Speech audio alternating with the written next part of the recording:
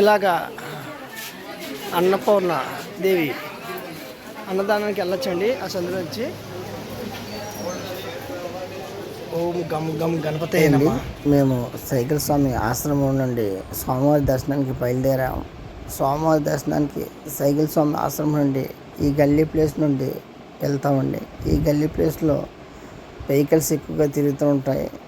అలాగే ఈ గల్లీ ప్లేస్లో అడుగడుగున బట్టల షాపులు ఎక్కువగా ఉంటాయి. ఇదిగోండి ఇక్కడ ఆంధ్ర ఆశ్రమం ఉండేది.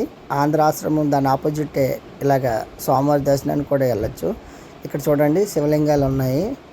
ఈ యొక్క గల్లీ ప్లేస్ నుండి మేము స్వామివారి దర్శనానికి వెళ్ళే మార్గంలో సందులు ఎక్కువగా ఉంటాయి, చూసుకుని వెళ్ళాలండి. ఇక్కడ ఎక్కువగా చీరల షాపులు ఎక్కువగా ఉన్నాయి. ఈ చందు మొత్తం ఎక్కడ చూసినా చీరల షాపులు, అడుక్కో చీరల షాపులు చూడండి. చీరలు ఎలా కొంటున్నారు. ఇది సెల్లిన్ షాపు, ఇది ఫ్యాన్సీ షాపు, ఇది టీ షాపు.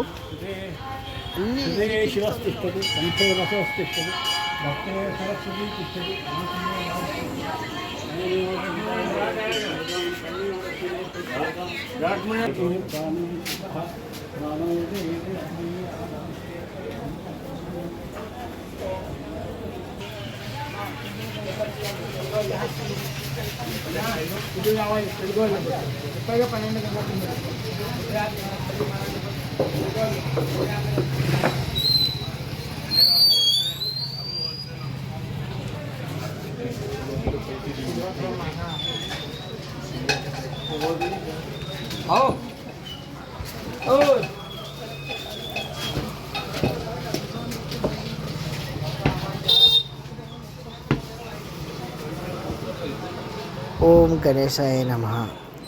ఇక్కడ విశ్వేశ్వర స్వామి స్పర్శ దర్శనం ఉదయం 3 గంటల నుండి 5 గంటల లోపు ఉంటుందండి. తిరిగి మధ్యాహ్నం 3 గంటల నుండి 5 గంటల లోపు ఉంటుంది. భక్తులు ఈ యొక్క టైమింగ్స్ని గుర్తుపెట్టుకుని కాశీ వెళ్ళిన వారు తప్పకుండా స్పర్శ దర్శనం చేసుకుంటారని నేను ఈ వీడియోలో చెప్పడం జరిగింది. మేము 1వ నెంబర్ గేట్ నుండి స్వామివారి దర్శనానికి వెళ్తున్నామండి. ఈ యొక్క స్వామివారి దర్శనానికి వెళ్ళే మార్గంలో సాక్షి గణపతి అనే వినాయకుడు గుడి ఒకటి ఉంటుందండి. ఆ సాక్షి గణపతి దర్శనం చేసుకొని మేము విశ్వేశ్వర స్వామి దర్శనానికి వెళ్ళామండి. ఈ యొక్క సాక్షి గణపతి విశిష్టత ఏమిటంటే, కాశీ వెళ్ళిన వారు ప్రతి ఒక్కరూ కూడా ఈ యొక్క సాక్షి గణపతిని దర్శనం చేసుకోవాలండి. మనం కాశీ వెళ్ళినట్టుగా సాక్ష్యం చెప్పే ఒకే ఒక గణపతి సాక్షి గణపతి అని కనుక భక్తులు గమనించి ఈ యొక్క సాక్షి గణపతి దర్శనం తప్పగా చేసుకుంటారని ఈ వీడియోలో చెప్పడం జరుగుతుంది. మనం సాక్షి గణపతి తర్వాత విశ్వేశ్వర స్వామి దర్శనం అవుతుందండి. విశ్వేశ్వర స్వామి దర్శనం అయిన బయటకు వచ్చే మార్గంలో అన్నపూర్ణమ్మదేవి దర్శనం అవుతుందండి. ఆ యొక్క దర్శనం పూర్తి చేసుకున్న తర్వాత మనం షాపింగ్ కాంప్లెక్స్ల ద్వారా బయటకు రావచ్చు. బయటకు వచ్చిన తర్వాత విశాలాక్షిదేవి గుడి గల్లీ ప్లేస్ నుండి లోపలికి వెళ్ళాలండి. ఈ యొక్క విశాలాక్షిదేవి దర్శనం అయిన వెంటనే మళ్ళీ మరుసటి రోజు ఉదయం తెల్లవారుజామున 7 గంటల నుండి వారాహి మాత అమ్మవారు దర్శనం ఉంటుందండి. ప్రతి ఒక్కరు కూడా దీన్ని చెప్పిన ప్రతి గుడి దర్శనం చేసుకుని పునీతులు అవుతారని ఈ యొక్క వీడియోలో చెప్పడం జరుగుతుంది. ఈ కాశీలో మరో చెప్పుకోదగ్గ పుణ్యక్షేత్రం కాలభైరవ టెంపుల్ అండి. ఈ యొక్క కాలభైరవ టెంపుల్ ఈ కాశీని పాలించే క్షేత్రపాలకుడు అంటారండి. విశ్వేశ్వర స్వామి టెంపుల్ నుండి 2 కిలోమీటర్ దూరంలో ఈ యొక్క కాలభైరవ టెంపుల్ ఉంటుంది.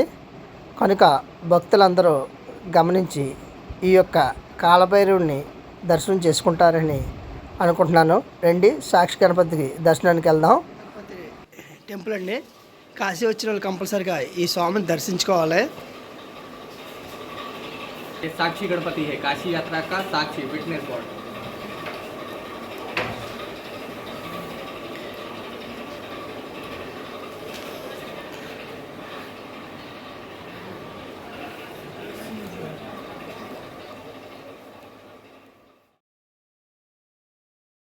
సాక్షి గణపతి దర్శనం అయిన వెంటనే మేము విశ్వేశ్వర స్వామి దర్శనానికి బయలుదేరామండి. కానీ విశ్వేశ్వర స్వామి దర్శనానికి వెళ్ళేటప్పుడు సెల్ ఫోన్లు నాట్ అలౌడ్ అండి.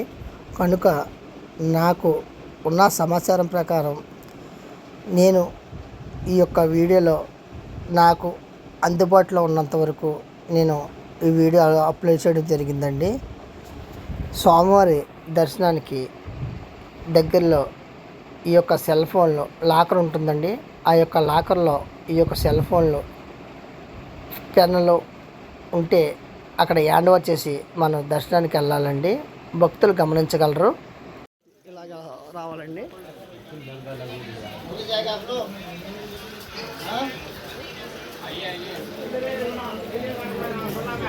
ఇక్కడ సెల్ ఫోన్లు గట్రా పెట్టేసుకోవాలి. ఇది దర్శనకండి. ఇక్కడ సెల్ ఫోన్ లాకర్ పెట్టారండి. ఇక్కడ సెల్ ఫోన్ లాకర్ మనం చెప్పి దర్శనానికి వెళ్ళాలి.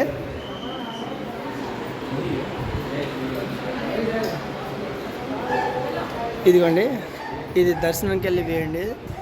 మా దర్శనం పూర్తయిందండి. దర్శనం పూర్తవగానే మా సెల్ ఫోన్ రికవరీ చేసుకుని మేము బయటకు వచ్చామండి. బయటకు వచ్చినాక అన్నపూర్ణమ్మ తల్లి దర్శనం పూర్తయిందండి. ఈ వీడియో మీకు నచ్చితే లైక్ అండ్ షేర్ సబ్స్క్రైబ్ చేయండి. మరిన్ని వీడియోలు అప్లోడ్ చేయడం జరుగుతుంది. బాయ్.